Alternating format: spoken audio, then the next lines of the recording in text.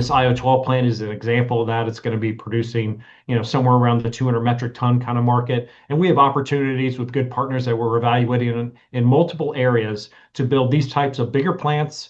And we're going to accelerate the timing of the build of these plants. Hello, you're watching Proactive. I'm joined by Iofina President and CEO Dr. Tom Becker. Tom, very good to speak with you. You've delivered another record half year with production up 29%. What's been driving that performance? Basically, it's the execution of our business plan. We are experts in production of iodine from brine water that's co-produced in oil and gas industry, so produced water.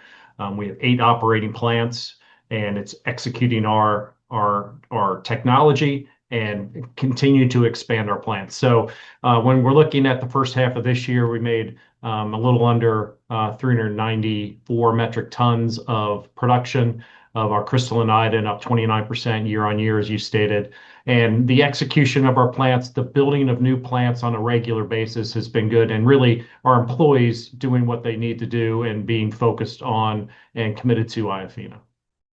So IO12 due to start production this quarter.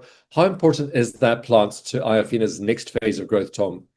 Yeah, so as we've stated, our goals of continuing to expand our production, IO12 is a big factor in that. It's our first plant in the Permian Basin, which is the largest producing oil field in the world.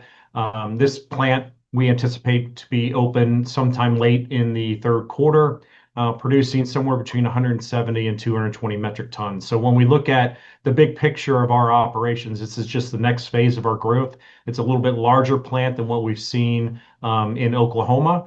And as we look to the future, these types of plants in the Permian Basin and other plants likely in the Oklahoma region are all likely events to help keep us growing. And the second thing is that we also have going on in the third quarter is another project that we announced a few months ago to expand the water availability at our IO11 plant. So we have 2 nice projects coming on in Q3 of this year to add to our iodine production. Looking at the pricing environment, Tom, iodine prices and demand remain quite strong. What's underpinning the markets and how sustainable do you think these conditions are? Yeah, the iodine market is continuing to grow. Human healthcare applications are particularly important in the growth of the market. Some animal health applications, but these human healthcare applications, especially X-ray contrast media demand, continues to rise. These kind of demands, while they are totally recession proof, are definitely more apt to continue to grow despite what's going on around the world. And so we've seen continued growth in these particular areas, which has helped the market. Essentially, the iodine that we're producing, we have good, strong customer bases and demand for our iodine. And we continue to grow our customer base as we continue to grow our production when we're building these new operating plants. Tom, you've outlined a path to 2,000 tons of annual production. What needs to happen to reach that target?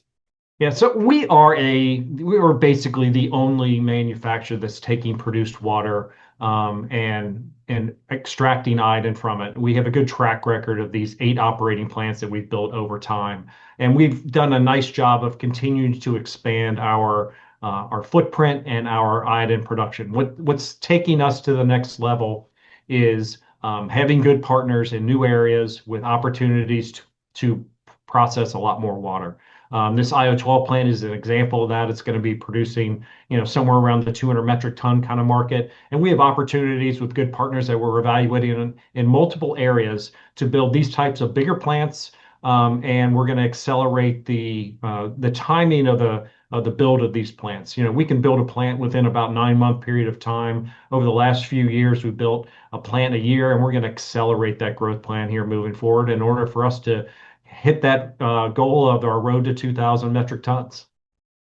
Tom, looking ahead, the key milestones investors should watch out for over the next 6 to 12 months? Yeah, so I think the near-term key milestones are what we've kind of already covered, and that is the opening up of IO12, the addition of the new water to IO11, and those are aspects that should happen here in the next couple of months.